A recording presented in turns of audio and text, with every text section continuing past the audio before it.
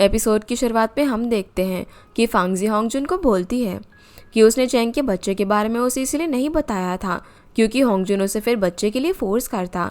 ये सुनने के बाद वो बोलता है कि आज भी अगर वो दोनों ट्राई करते तो उनको भी बच्चे हो सकते हैं। ये बोलकर वो फांगजी के साथ ज़बरदस्ती करने लग जाता है। फांगजी उस पर चिल्ला पड़ती है और होंगजुन वहाँ से गुस्से में चला जाता है। जब फांगजी को रियलाइज़ होता है कि होंगजुन चला गया है, उसके बाद वो बाहर निकलकर फ्लावर्स को देखती है जिसमें एक नोट लिखा हुआ था होंगजुन की मिस्ट्रेस के लिए, उसे बर्थडे विश करते हुए। फांगजी को ये देखकर बहुत ही बुरा लगता है। अगले दिन फिर वो चेन की कंपनी और वेयर हाउस विजिट करने के लिए जाता है। चेन को इतना सक्सेसफुल देखकर उसे रियलाइज़ होता है कि चेन ने भी बहुत अच्छा बिजनेस कर लिया है। वहाँ पर वो बहुत सारे नोन फेसेस से भी मिलता है और उन्हें वहाँ पर मिलकर थोड़ा सा शॉक भी था। नरेटर फिर बताते हैं कि इन ओल्ड फ्रेंड्स के बीच में एक इनविजिबल बैरियर बन गया था। गुओ को पहले जहाँ पर चेंग के बारे में सब कुछ पता था, आज उसको उसके बारे में कुछ भी नहीं पता है। और गुओ जिस चेंग को स्टार्टिंग से कंपटीशन मानता था, उसने कभी भी गुओ को ऐसा नहीं माना। सीन फिर शिफ्ट होता और हम देखते हैं कि ली शेंग को पता चल जाता है कि वो लोग चेंग से मिले थे और वो बोलता है कि उन लोगों के ऐसे पार्टनरशिप नहीं तोड़नी चाहिए। तब होंगजुन उसे बोलता है कि वो अपनी वाइफ से डिवोर्स ले रहा है, इसलिए ली शेन होंगजुन का सारा प्रॉफिट रेडी रखे। वहीं गुओ और चेन मीटिंग में बात करते हैं। तभी गुओ को चेन के साथ का कोलैबोरेशन ड्रॉप करने के लिए होंगजुन का मैसेज आता है, इसीलिए अब गुओ चेन को बोलता है कि वो उसे सोचकर बताएगा और वहाँ से चला जाता है। इसीलिए अब चेन हेजी को उन्हें बाहर तक सी ऑफ करने जाने के लिए बोलता है और टियान चेंग को बोलता है कि गुओ आज भी बहुत ही ज़्यादा एरोगेंट है। पर चेन बोलता है कि कोई बात नहीं, ये सब उसकी कंपनी के लिए भी एक बड़ा स्टेप है फॉरेन मार्केट में घुसने के लिए। वो अपने घर आकर ड्रिंक करने लग जाता है और सोचता है कि उसे क्या करना चाहिए। वहीं शाओमी जब फांगजी को मिलने के लिए जाती है तो वहाँ लोग बात कर रहे थे कि कैसे अभी फांगजी प्रोफेसर बन गई है और होंगजुन के साथ उसकी चीज़ें कैसे चल रही हैं। शाओमी पूछती है तो इशारों इशारों में फांगजी कहती है कि हमेशा जैसा हमें दिखता है वैसा नहीं होता, अक्सर चीज़ें बदल जाती हैं। शाओमी को ये पता चलता है तो उसे अपनी दोस्त के लिए बहुत ही ज़्यादा बुरा लगता है। इसके बाद फांगजी शाम को होंगजुन की मिस्ट्रेस के घर पर जाती है। इसके बाद हम देखते हैं कि ड्रंक होंगजुन को ली शेन उसके घर पर भेजता है। होंगजुन के घर जाने के बाद उसे पता चलता है कि फांगजी को उसकी चीट करने के बारे में सब कुछ पता चल गया है, वो बस धीरे धीरे सबूत इकट्ठा कर रही थी। होंगजुन बोलता है कि फांगजी केस डोमिनेट करने और ऐसे बिहेवियर के कारण ही उसे फांगजी को देखने की या छूने की भी इच्छा नहीं होती। फांगजी भी बोलती है कि जो भी उसने बोला था हमेशा वही सही था। और फिर होंगजुन बोलता है कि डिवोर्स के बाद फांगजी ये फ्लैट रख सकती है, पर फांगजी बोलती है कि उसे उसकी तरफ से कुछ भी नहीं चाहिए और डिवोर्स पेपर साइन करके निकल जाती है। ये देखकर होंगजुन रोने लग जाता है और जाते जाते फांगजी उसे बोलती है कि होंगजुन ली शेन के साथ इन्वॉल्व होना छोड़ दे। होंगजुन अब अपना मैरिज सर्टिफिकेट देखकर रोने लगता है। वहीं रात में ही फांगजी चेन के घर पर चली जाती है और उसके घर रहने का सोचती है। उसे थोड़ा सा शांत करने के बाद शाओमी उससे पूछती है कि क्या हुआ है। तभी फांगजी बोलती है कि होंगजुन का एक्स्ट्रा मैरिटल अफेयर था और उसके साथ साथ उसका एक बच्चा भी है जो कि 3 साल का है। ये सब सुनकर शाओमी हैरान थी और फांगजी को बोलती है कि वो जब तक चाहे उनके घर में रह सकती है। रात में सोते वक्त अब शाओमी और चेन होंगजुन के बारे में बात कर रहे थे कि होंगजुन को ऐसे नहीं करना चाहिए था। जिस सब के बारे में बात करके ये लोग सो जाते हैं। जिसके बाद हम चिनशाओ कंपनी में हेजी और टियान को बात करते हुए देखते हैं। उन्हें गुओ की कंपनी का कोलैबोरेशन को लुक फॉरवर्ड करके प्रोडक्शन चालू करना चाहिए या फिर नहीं, क्योंकि उनका अभी तक कुछ कंफर्मेशन नहीं आया था। अब हेजी यहाँ पर मनी माइंडेड होकर पैसों के बारे में कुछ बात कर रहा था। तभी टियान पूछता है कि कहीं हेजी किसी मुश्किल में तो नहीं है। हेजी बोलता है कि नहीं, ऐसा कुछ भी नहीं है। टियान अब यहाँ पर उसे फिर से समझाता है कि पैसे आराम आराम से बनते हैं, कोई शॉर्टकट के थ्रू नहीं। वहीं होंगजुन और गुओ स्पा में होते हैं, जहाँ पर होंगजुन गुओ को बोलता है कि वो ली शेंग की चीज़ से दूर रहे, क्योंकि जो टेक्नोलॉजी अभी चिनशाओ में है वो ली शेन के पास भी आ जाएगी, तब गुओ उन प्रोडक्ट्स को ली शेन से ले पाएगा। ये बात गुओ को उतनी सही नहीं लगती, पर वो कुछ बोलता नहीं है। उसके बाद ली शेन और होंगजुन मिलते हैं, जहाँ पर वो प्लान और प्लॉटिंग करते हैं कि कैसे वो हेजी की पैसों से मदद करके उसे चिनशाओ की कोड टेक्नोलॉजी का सीक्रेट पता कर लेंगे। इसे हेजी के थ्रू वो लोग चेन को बिट्रे कर लेंगे और वो दोनों इसको सोचकर खुश हो रहे थे। ये प्लान किसी और का नहीं बल्कि होंगजुन का था। इसीलिए अगले दिन ली शेन हेजी को मिलने के लिए जाता है और बोलता है कि वो पैसे देने में उसकी हेल्प कर देगा, लेकिन इसके बदले में हेजी को भी उसकी हेल्प करनी होगी। उसके बाद ये भी बोलता है और उसे ये भी लालच देता है कि वो उसे बता देगा कि शाओई कहाँ पर है। सीन फिर शिफ्ट होता है और हम चैन के घर का सीन देखते हैं, जहाँ पर उनकी बेटी के बर्थडे में शाओमी बोलती है कि चैन अपने पुराने दोस्तों को पार्टी में बुला ले। चैन भी इस चीज पर एग्री करता है। फिर स्पार्क के बाद गुओ कार से घर जा रहा था तो वो होंगजुन को कॉल करके बोलता है कि वो अपनी कंपनी के लिए लीशन की टेक्नोलॉजी वाली मशीन नहीं लेगा, वो अपनी कंपनी का फ्यूचर दाव पर नहीं लगा सकता। और उसके बाद उसको चैन का मैसेज आता है उसकी बेटी के बर्थडे में इनवाइट करते हुए। गो अब जैसे ही घर पहुंचता है तो देखता है कि होंगलिंग अकेले बैठकर ड्रिंक कर रही थी। वो होंगलिंग को थोड़ा सा लाइवली रहने के लिए बोलता है और कहता है कि चैन ने उसकी बेटी के बर्थडे में बुलाया है, अगर होंगलिंग आना चाहती है तो बता दे क्योंकि वो तो जाने वाला है। अगले दिन फिर चैन के घर पर सारी प्रिपरेशन हो रही थी और उनकी बेटी के सारे फ्रेंड्स आते हैं।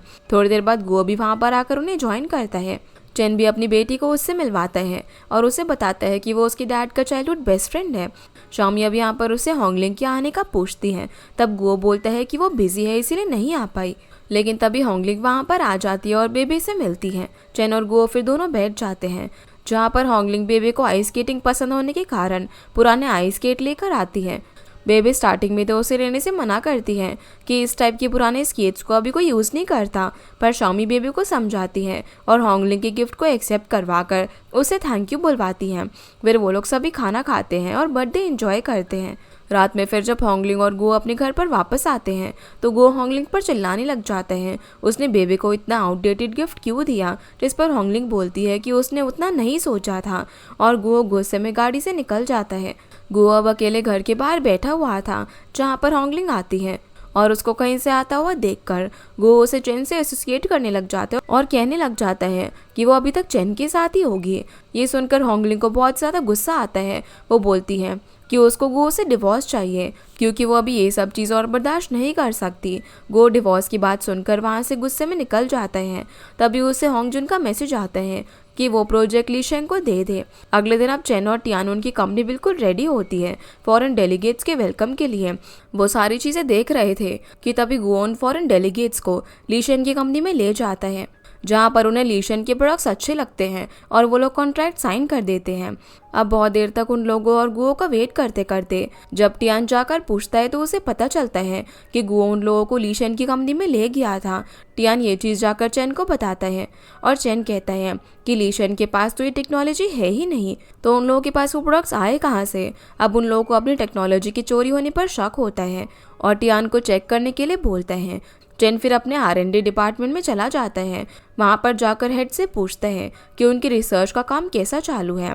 उसके बाद पूछता है कि क्या वहाँ पर कोई आया था उसके अलावा, जहाँ पर मेन हेड मना कर देता है। इसीलिए चैन भी वहाँ से चला जाता है। जिसके बाद रात में गो, होंगजुन और लीशन सेलिब्रेट करने के लिए डिनर करते हैं, जहाँ पर गो का मूड ऑफ था और लीशन और होंगजुन उसे समझाते हैं कि उन लोगों ने चैन के साथ अच्छा किया है क्योंकि वो यही डिजर्व करता है।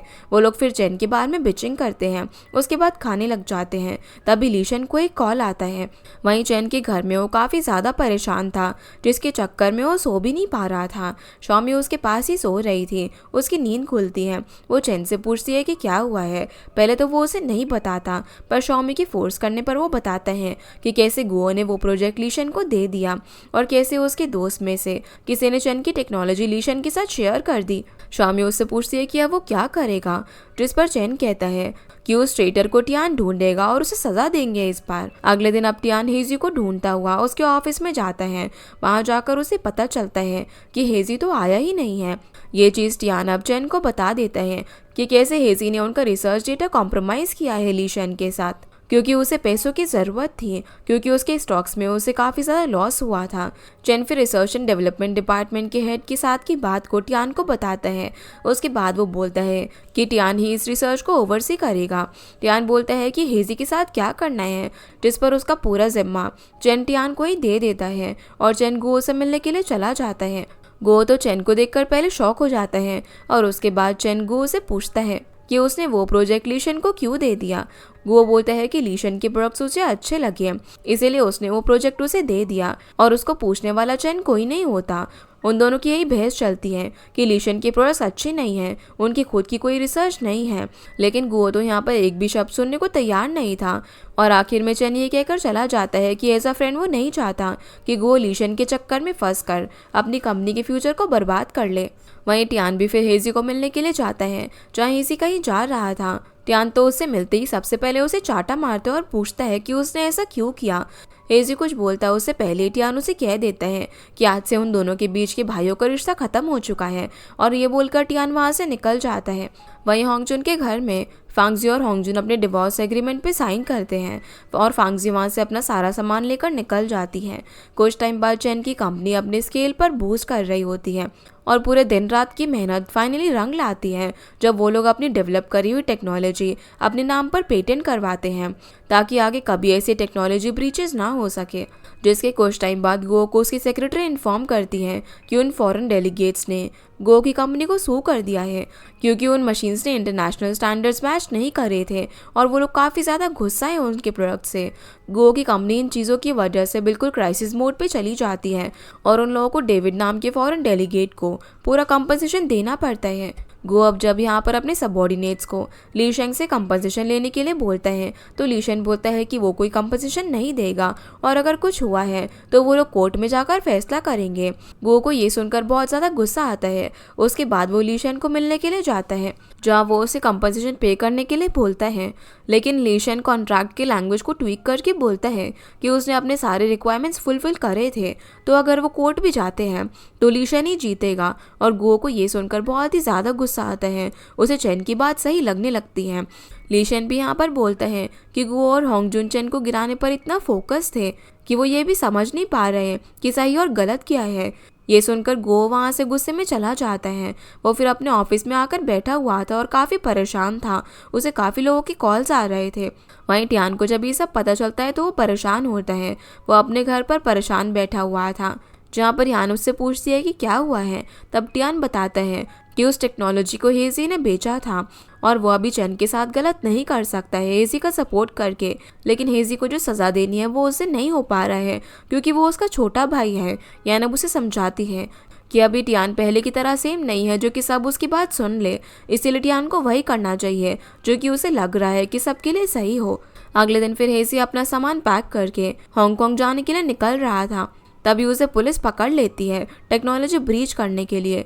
वहीं गो जो कि काफ़ी ज़्यादा परेशान था तब चैन उसके पास जाता है उससे बात करने के लिए। वहाँ पर वो उसे हेल्प ऑफर करता है।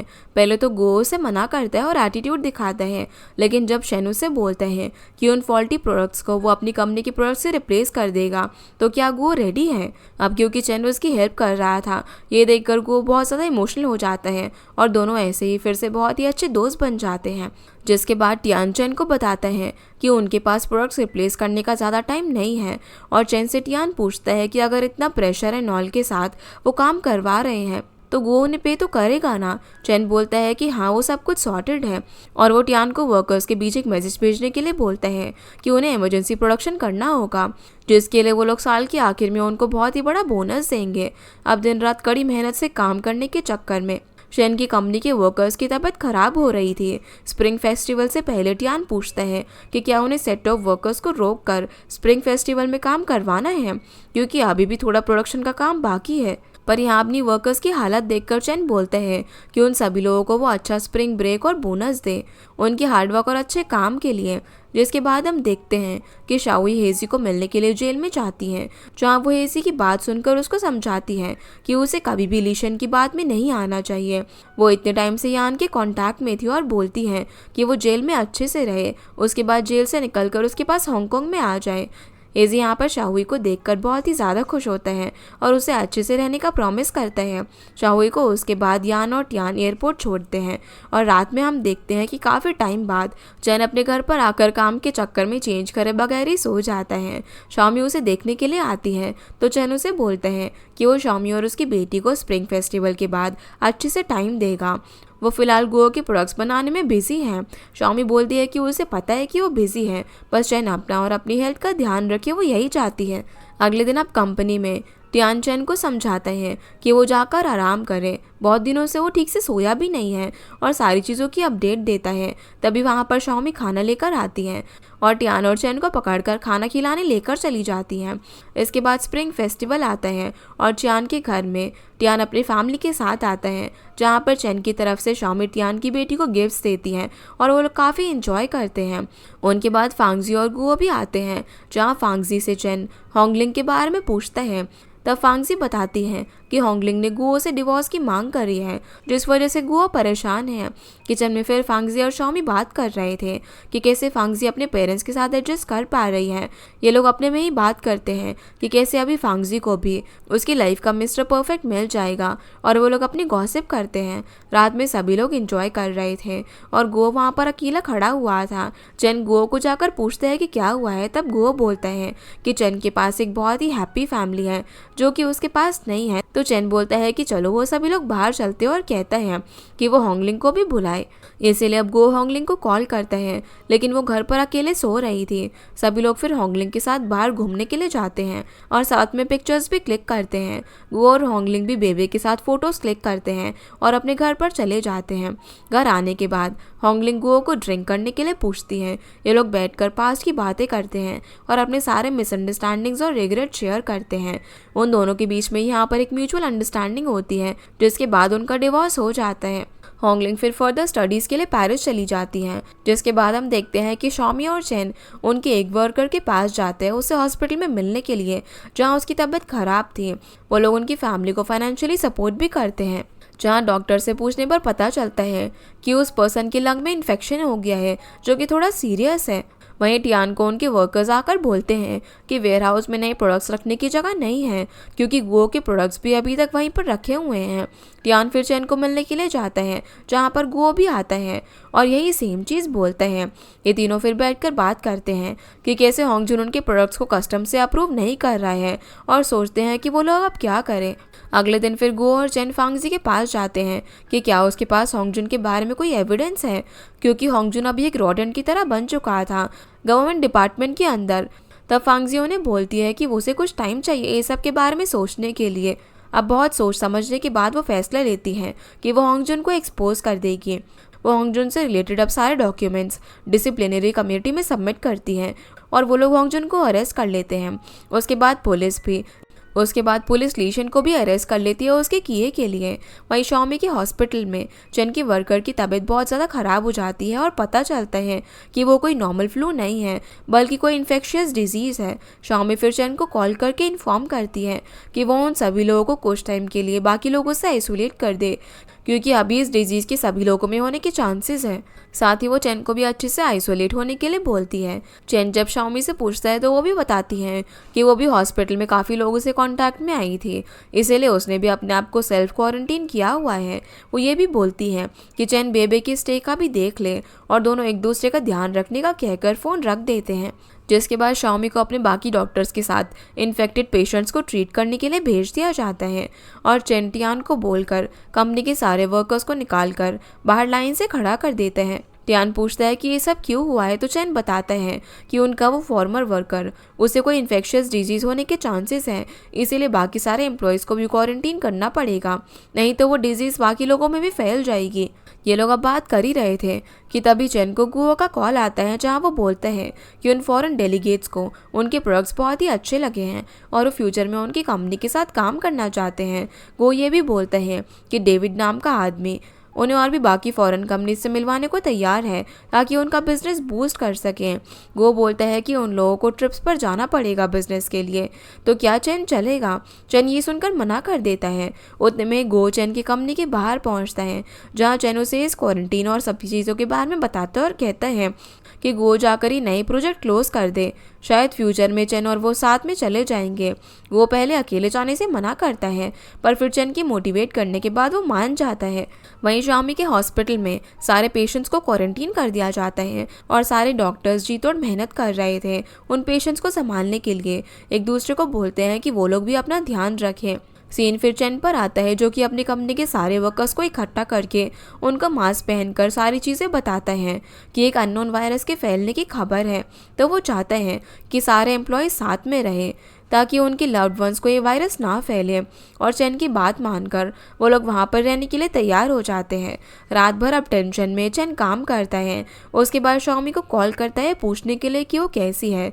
शाओमी उसे कॉल पर हॉस्पिटल का हाल बताती है और चैन उसे मोटिवेट करता है कि सब कुछ सही हो जाएगा। शाओमी फिर अपना भी ख्याल रखे क्योंकि वो उसे बहुत ही ज़्यादा प्यार करता है और उसे खोना नहीं चाहता। ये दोनों अब बात कर ही रहे थे कि तभी शाओमी की हल्की सी आंख लग जाती है। अगली सुबह जैसे ही उसकी आंख खुलती है तो उसे थोड़े से चक्कर आने लगते हैं। वो अपने कलीग को बोलती है कि वो थोड़ा सा रेस्ट करके आती है। जब शाओमी रेस्ट कर रही थी तभी उसे फीवर आने लग जाता है और जब वो चेक करती है तो पता चलता है कि वो भी इन्फेक्टेड हो गई है। ये देखकर वो पैनिक करती है। तभी बेबे का उसे कॉल आता है। पहले तो वो बेबे का कॉल नहीं उठाती, लेकिन फिर उससे बात करती हैं, जहाँ बेबे अपनी मॉम को अपना ध्यान रखने के लिए बोलती है। इसके थोड़ी देर बाद शाओमी को चैन का भी कॉल आता है। वो पूछता है कि शाओमी कैसी है तो वो रो पड़ती है और चैन को समझ में आ जाता है कि शाओमी इन्फेक्टेड हो गई है।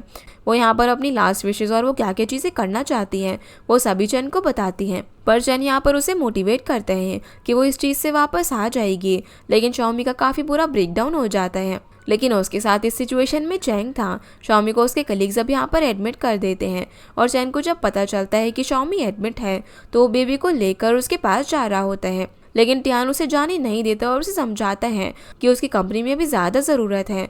वहाँ पर जाकर चैन कुछ नहीं कर पाएगा। चैन पहले तो मानता नहीं है पर फिर उसकी बात समझ जाता है। कुछ ही दिनों में अब शाओमी की तबीयत सही होने लग जाती है और चैन को यहाँ पर गुओ का कॉल आता है कि डेविड को और भी ज़्यादा सप्लाईज चाहिए। तब चैन बोलता है कि अभी के इक्विपमेंट्स तो वो भेज देंगे पर आगे का कुछ श्योरिटी नहीं है क्योंकि वो लोग यहाँ पर बीजिंग में मेडिसिन सप्लाई में हेल्प करने की कोशिश कर रहे हैं। वो उस चीज़ को समझता है और बोलता है कि अगर उसके साइड से कुछ हेल्प चाहिए हो तो वो उसे बता दे। इसके बाद चैन अपनी कंपनी के लोगों को बताता है कि उसने अभी की कंडीशन देखकर सोचा है कि वो लोग अभी के लिए मेडिकल सप्लाईज बनाएंगे और बोलता है कि वो लोग मास्क भी प्रोड्यूस करेंगे और जो लोग यहाँ पर साथ रहकर काम करेंगे वो उन्हें डबल पे करेगा। जो लोग अपनी फैमिलीज़ के पास जाना चाहते हैं उनका भी कोई प्रॉब्लम नहीं है। ड्यान भी बोलता है कि वो अपने भी फंड्स इसमें देगा ताकि मास्क का पहला सेट वो डोनेट कर सके। सीन फिर शाओमी पर आता है जहाँ उसके थोड़ा ठीक होने के बाद चैन से बात होती है। चैन उसको कंपनी की अपडेट देता है। उसके बाद वो लोग मास्क बनाते हैं। काफ़ी सारे मास्क वो लोग डोनेट भी करते हैं जिसके लिए कई सारे लोग उसके ग्रेटफुल भी होते हैं और बोलते हैं कि इसके बदले वो लोग बैंक वगैरह को बोलेंगे चैन की कंपनी को लो इंटरेस्ट पर लोन देने के लिए। वहीं शाओमी भी अब पूरी तरीके से ठीक होकर काम पर लौट जाती है जिसके कुछ टाइम बाद कंपनी का क्वारंटाइन भी ख़त्म हो जाता है और सारे वर्कर्स चैन और शाओमी को थैंक यू बोलते हैं क्योंकि उनके टाइमली बताने के कारण वो सभी लोग आज हेल्दी हैं। चैन फिर कुछ मास्क वगैरह लेकर शाओमी को हॉस्पिटल भी जाता है। हॉस्पिटल जाने के बाद वो शाओमी से मिलता है और दोनों एक दूसरे को इतने टाइम बाद देखकर हग करते और रो पड़ते हैं। अब ऐसे ही न्यू ईयर का टाइम भी आ जाता है जहाँ पर चैन के घर में सभी लोग डिनर कर रहे थे और टोस्ट के लिए सबसे पहले चैन शाओमी की ब्रेवरी के लिए टोस्ट करता है और शाओमी सभी को लाइफ की इंपॉर्टेंस बताती है। पेंडेमिक के बाद सभी लोग अब मस्ती करने लग जाते हैं। तभी शाओमी फांगजी के बॉयफ्रेंड के बारे में पूछती है। फांगजी बोलती है कि वो भी एक प्रोफेसर है। ये सुनकर सभी लोग उसके लिए काफ़ी ज़्यादा खुश थे। तभी गो का भी कॉल आता है फॉरेन लैंड से जहाँ वो बताता है कि वो तो वहाँ पर बिजनेस सेटअप करने के बाद ही आएगा। होंगलिंग ने भी यहाँ पर इन लोगों को लेटर भेजा था कि वो पेरिस में है और उसे फिर से पढ़ाई कर कर बहुत ही अच्छा लग रहा है। ये दोनों बात करते हैं कि कैसे कुछ टाइम पहले ही ये लोग साथ में आइस स्केटिंग करते थे और आज सभी लोगों की अलग अलग दुनिया हो गई है, लेकिन फिर भी सभी लोग अपनी जगह पर बहुत ही ज़्यादा खुश हैं। और इसी के साथ हमारा ये ड्रामा यहीं पर ख़त्म हो जाता है। तो गाइस ये थी आज की वीडियो एंड होप आप लोगों को ये वीडियो पसंद आई होगी। तो इस वीडियो को लाइक कर चैनल को सब्सक्राइब ज़रूर कीजिएगा। आपसे फिर मिलते हैं अगले इंटरेस्टिंग ड्रामा में। तब तक के लिए गुड बाय।